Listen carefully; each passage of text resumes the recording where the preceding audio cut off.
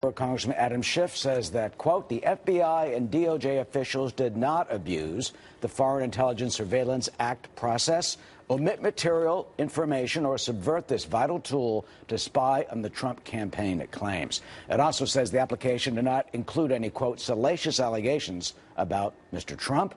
With more, national security correspondent Catherine Herridge rejoins us, who has been doing such a spectacular job digesting these facts. And since you know every single detail in this, Catherine, what surprised you the most, and what insight did you get by reading this that you didn't expect?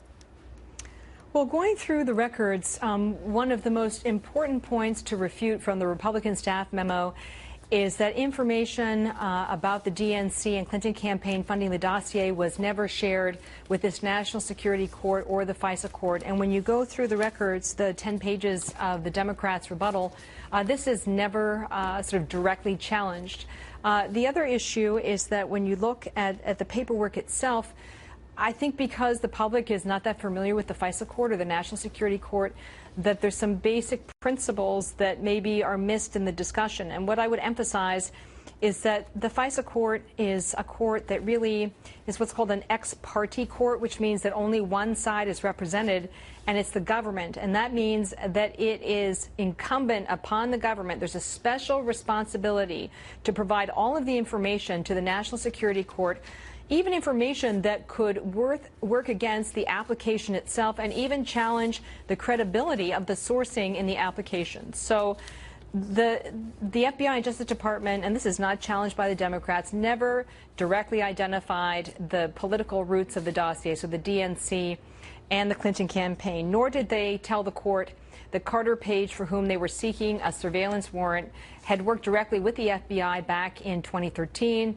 had become a cooperating witness in a counterintelligence, that's an espionage case, and helped them secure a conviction for a Russian national for spying, and that in the course of the investigation, the Russians were caught on tape saying that they felt Carter Page was an idiot and not someone that they would want to recruit. Yeah, so that was information that was not included. It might have been helpful for the court in deciding whether it was justified. Well, at the same time, he's having meetings, according to this, the information, with some top, Russian officials. But what about the fact that it says the DOJ, in fact, informed the court accurately that Steele was hired by politically motivated U.S. persons whose attempt was to discredit Trump's campaign? You're right. They don't mention exactly Clinton, the Clinton campaign, or the DNC. Here's what Devin Nunes said about that about 2 hours ago. Well, we think we have that soundbite. I guess we don't. Wouldn't it have been a lot easier just to say, hey, Mr. Judge, we want to let you know that the Hillary Clinton campaign and the Democratic Party paid a lawyer who hired a firm who hired a foreign agent to go to the Russians and get dirt on Mr. Trump. It would have been a lot easier just to say that. And we are not going to have a FISA court in this country any longer if the FBI and DOJ are going to continue to obfuscate like that. And Catherine, quickly, was that a major omission, not to mention Clinton or the DNC?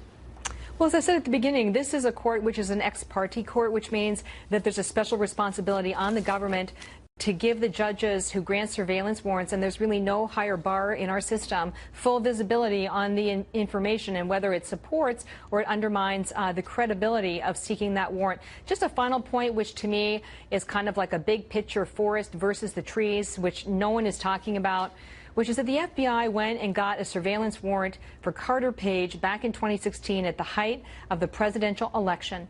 But based on everything that we have learned through our reporting at Fox News, and even when you look at the other media reporting, it really seems abundantly clear that Carter Page is not the focus of Robert Mueller's special counsel investigation into Russian interference in the U.S. election. So you have to ask yourself, why was it the FBI felt that they had grounds to get a surveillance warrant when you cycle forward a year? Robert Mueller is not even looking at this guy. He's interviewed him multiple times, and Page has indicated to us that he's been told he is not a target of the special counsel. So that's a pretty big disconnect, if you will. Yep, that's a huge, seemingly disconnect. He has already said that he's did nothing wrong, so we'll see as this plays out. And, of course, you'll be reporting with us throughout the hour. Thank you. Sure.